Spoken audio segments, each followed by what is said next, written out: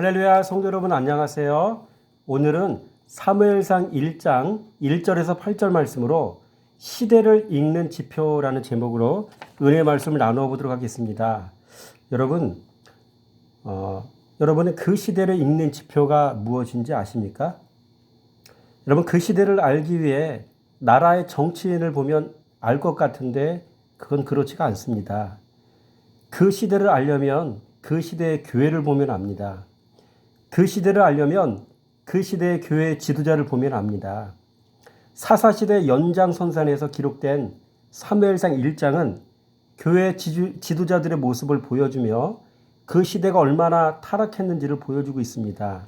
그래서 사무엘상 들어가는 본문 1장에서는 교회 지도자에 대해서 또 지도자들의 가정에 대해서 언급하고 있습니다. 여러분, 오늘날도 마찬가지입니다. 교회의 영적 상태를 알려면 그 교회의 지도자를 보면 알 수 있습니다. 그래서 목회자의 가정의 영적 상태를 진단하기 위해 오늘 본문 말씀에는 엘가나의 가정 얘기를 꺼내고 있고요. 또 엘리 제사장의 가정에 흐르는 영적 흐름을 알려주기 위해서 홈니와 비느하스 얘기를 꺼내 들고 있는 것입니다. 여러분, 그렇다면 본문에 나오는 교회 지도자들의 모습을 한번 살펴보도록 하겠습니다. 여러분, 본문 말씀에는 총 4명의 제사장 이야기가 나와요. 첫 번째 엘가나, 한나의 남편이었던 엘가나, 이 제사장이죠. 또 엘리라는 제사장이 있어요. 이게 대제사장이고요. 사사이기도 했고요.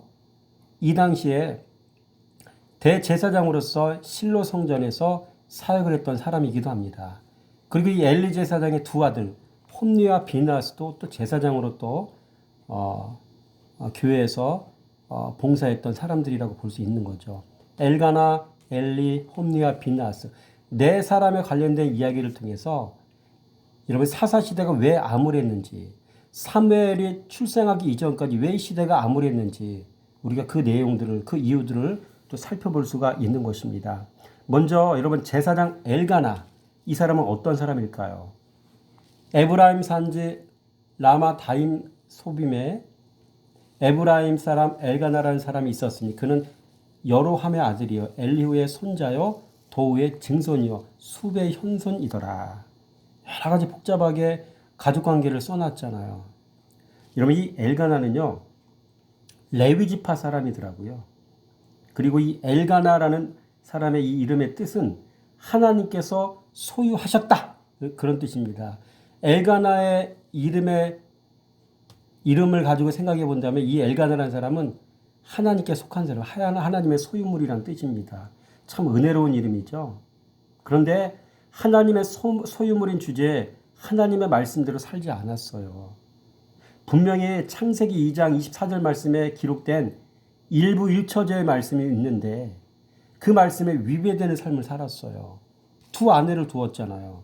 한나와 분인나. 그렇죠? 이 두 여인을 아내로 삼았던 사람, 그 사람이 제사장이라는 거, 여러분 이해가 되시나요? 이거를 통해 알 수 있는 건 뭐냐면 가장 건강하다고 이야기할 수 있는, 아주 건전하다고 이야기할 수 있는 엘가나라는 제사장이 이 정도였다는 얘기는 나머지 제사장은 볼 거 없다는 얘기죠. 그러니까 이런 상황이란 얘기예요. 넌지시 이런 내용들을 암시하고 있는 거예요. 여러분, 여러 여자 사랑하다 인생이 고단해진 사람 여럿이 있죠. 성경에 보면 많이 나와요. 예를 들어 에서 있죠. 여러 이방 여자들로 아내를 삼았어요. 그래서 부모 마음을 불편하게 했어요. 야곱 어떻습니까? 라헬과 레아 플러스 비라와 실바가 있던가요? 가랑이 찢어진 줄 알았어요. 저는 하룻밤은 이 방으로, 하룻밤은 저 방으로. 이게 얼마나 고단하고 힘들겠어요. 그렇죠? 그 갈등 관계 속에서 얼마나 힘들었겠어요. 다윗 볼까요? 남의 여자 사랑했다고 혹독한 대가를 치렀죠. 우리아의 아내 바세바 잘못 건드렸다가 여러분 얼마나 피비린내 나는 그러한 아픔과 고통이 있었습니까? 그렇죠? 모세 보세요.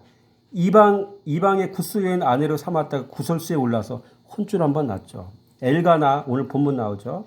이 오늘 본문의 엘가나는요, 분인나라는 여자 하나 잘못 들였다가 가정 행복이 날아갔어요. 이 여자. 이 뜻이 진국 같은 여자예요. 이 여자를 잘못 들였다가 가정 안의 행복이 날아가 버렸다고요. 여러분 성도는 이렇게 하나님 말씀 불순종하면 인생이 고단해져요. 신앙인은 돈도 욕심내면 안 되고 여자도 욕심내면 안 됩니다. 주신 걸로 만족하고 감사해야 되는 거예요. 생의 기쁨을 하나님 알아가는 데 둬야 신령한 은혜를 맛볼 수가 있어요. 세상의 그 어떤 것을 우리의 손으로 거머쥔다 할지라도 만족 없습니다. 행복 없습니다. 여러분 우리 신앙인들은요. 하나님이 내게 주신 것에 만족하고요. 그 다음에 뭐 해야 돼요? 하나님이 어떤 분인지를 알아가는 거. 이게 신앙생활 아니에요? 그러니까 여기서 누리는 기쁨을 우리가 최고의 인생의 목표로 삼고 살아가야 돼요. 그래야 신령한 은혜를 맛볼 수가 있다고요. 여러분 이런 제사장들이라 할지라도 중간에 탈선한 이유가 뭐예요? 하나님을 알아가는 일에 실패했다는 얘기예요. 말씀 사랑하는 일에 실패했어요. 여기 계속 넘어가다 보면은 말씀이 쉬게 하더라 이렇게 표현되어 있거든요. 이 시대가. 무슨 얘기예요? 지도자가 말씀 사랑 안 했다는 얘기잖아요. 두 번째로 엘리 제사장이 있죠. 대제사장. 3절 말씀 읽어볼까요? 이 사람이 매년 자기 성읍에서 나와서 실로에 올라가서 만군의 여호와께 예배하며 제사 드렸는데 엘리의 두 아들 홈리와 비나스가 여호와의 제사장으로 거기에 있었더라. 그렇죠? 여러분 오죽했으면 엘리가 대제사장으로 여호와를 섬기던 시대에 여호와의 말씀이 시기한 시대였겠습니까? 여러분 사무엘상 3장 1절 말씀을 제가 읽어드릴게요. 아이 사무엘이 엘리 앞에서 여호와를 섬길 때에는 여호와의 말씀이 희귀하여 이상이 흔히 보이지 않았더라. 여호와의 말씀이 희귀했대요. 희귀했다는 얘기죠. 말씀이 희귀했대요. 또 이런 걸 보면서 여러분 이 엘리 제사장이 어떻게 사역했는지 알 수가 있어요. 또 엘리 대제사장은요 영적으로 둔하여 여호와의 이상이 잘 임하지 않는 제사장이었어요. 깝깝하죠. 3장 1절 말씀에 보면 이런 여호와의 말씀이 희귀하여 그 다음 뭐예요?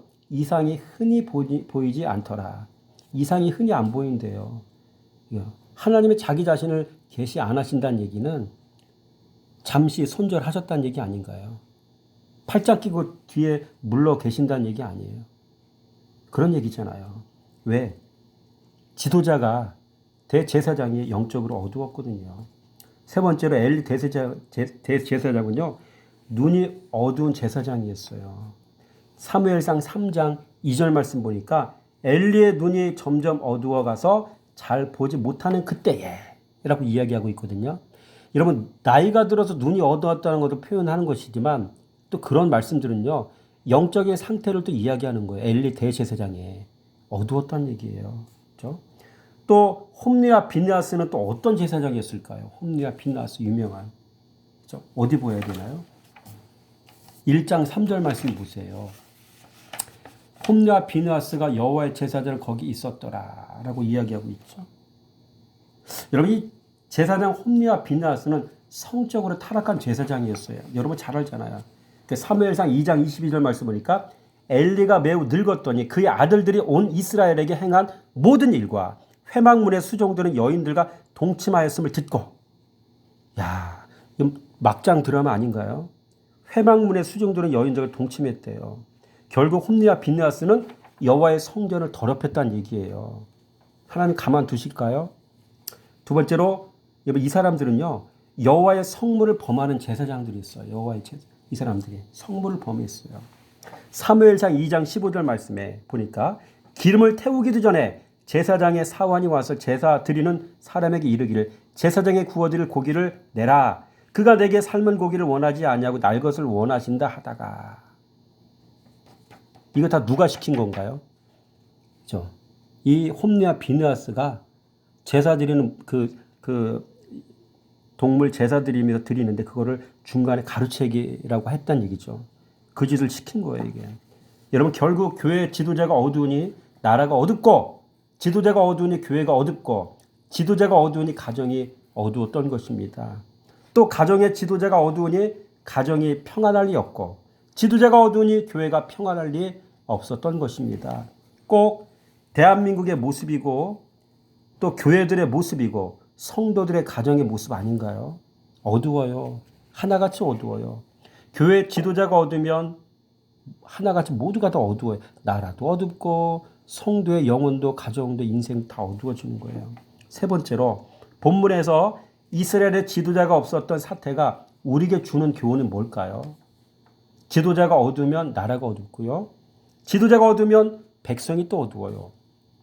지도자가 어두우면 교회가 어둡고 또 성도도 어둡습니다. 또 지도자가 어두우면 가정이 어둡고 지도자가 어두우면 아내가 또 어둡고 또 자녀들도 어둡고 모두가 더 어두운 거예요. 그렇죠? 엘가나 보세요. 그렇죠? 자기 자신이 어두웠죠. 이거 보세요. 이 가정 안에 이런 일들이 일어나 어둡잖아요. 참 안타깝습니다. 자, 네 번째로 여호와의 말씀을 떠났던 변질된 교회 지도자들이 범한 또 다른 악행이 있어요. 제가 요걸 찾아보면 참 많이 놀랐어요. 여러분 3절 말씀 보니까 이거 보세요. 3절 말씀에 어디 있을까요? 3절에 잘 안 보이네요. 여기 이 사람이 매년 자기 성읍에서 나와 실로에 올라가서 만군의 여호와께 예배하며 제사 드렸대요. 예배 드렸고 제사 드렸대요. 그죠? 여러분 이들은 그러면서도 예배 잘 드렸어요. 여호와께 예배하며 예배는 다 드리고 말씀은 범해놓고 또 제사를 또 드렸다네요. 그죠?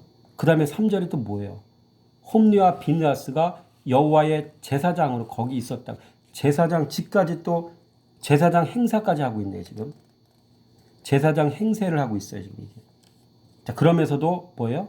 엘가나 그의 남편 엘가나가 그에게 이르되 한나에게 이르되라고 이야기하는 거죠. 그러면서도 자신이 가장 행사를 또 하고 있는 거죠. 그렇죠? 참 이런 일들이 지금 벌어지고 있는 거를 제가 보니까 좀 나와 있더라고 이렇게. 여러분 지도자 없는 가정과 지도자 없는 공동체는 어떤 상태가 되겠습니까? 첫째, 이런 공동체는 악인이 득세합니다. 2절 말씀 보세요. 그에게 두 아내가 있었으니 한 사람의 이름은 한나, 또 한 사람 분인나. 근데 분인나에게 자식이 있고 한나에게는 자식이 없더라.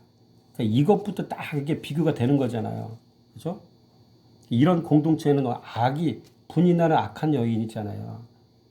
그래서 이 악인이 득세하잖아요. 득세하는 상황이 벌어지잖아요. 두 번째로 가정 안에 뭐가 생겨요? 갈등이 생겨요. 6절 보세요. 여호와께서 그에게 임신하지 못하게 하심으로, 그렇죠? 그의 적수 분인나가 그를 심히 격분하게 하여 괴롭게 하니라. 한나와 분인나 간에 이 갈등 관계가 조성이 되잖아요. 그렇죠? 이런 일들이 벌어져요. 셋째로 이 가정의 가족들은 심령의 기쁨이 사라져요. 8절 보세요. 남편 엘가나 그에게 이르되 한나에게 이르되 한나에게 어찌하여 울며 먹지 않고 마음이 슬프냐.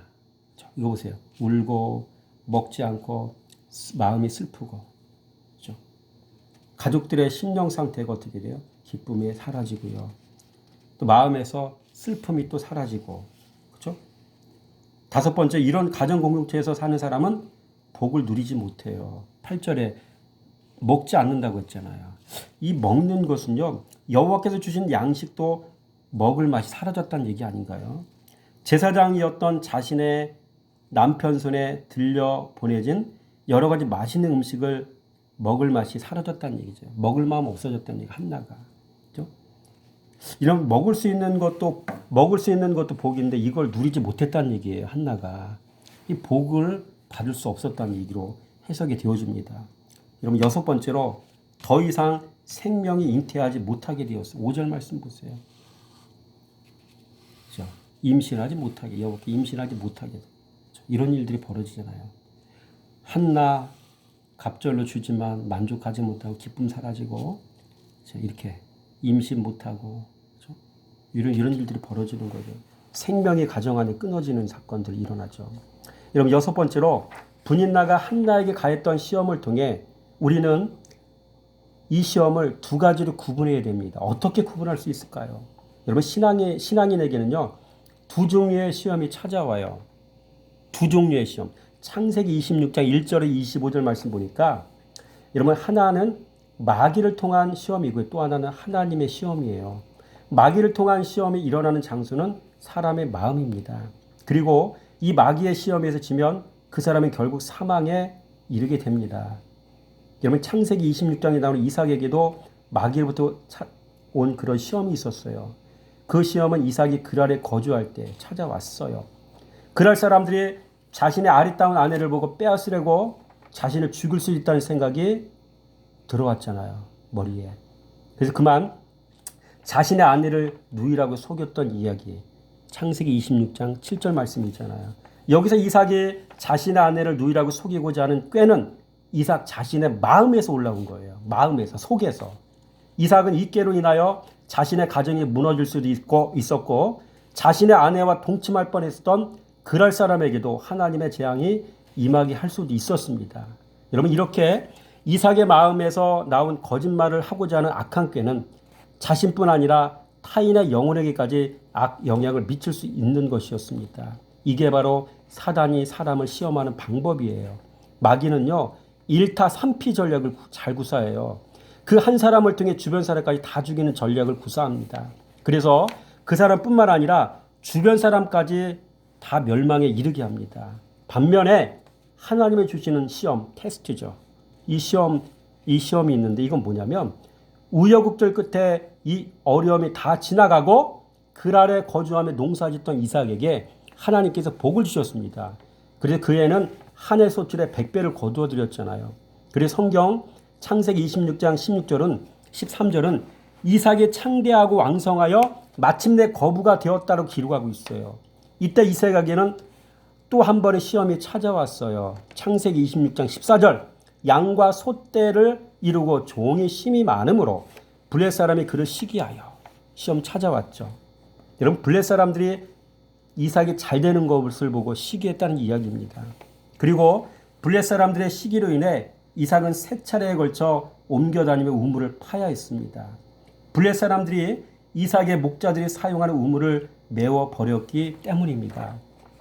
이때 블레 사람들은 세 가지 방법으로 이삭을 힘들게 했어요. 이삭을 시기하고 이삭의 목자들에게 시비를 걸고 심지어 이삭의 목자들과 다투기도 했습니다. 이때 이삭이 당한 시험에는 특징이 있어요. 이 시험은 이삭의 마음에서 올라온 시험이 아니고 외부에서 모두가 외부에서 일어난 시험이었다는 거예요. 이렇게 하나님이 주시는 시험에는 특징이 있어요. 다 외부에서 일어나는 시험이라는 거예요. 사람을 통해 오는 또는 사람을 통해 오기도 하고요. 환경을 통해 일어나는 시험이라는 것입니다. 그리고 이삭은 이 시험에 어떻게 대처했습니까? 그들과 맞대응하지 않았어요.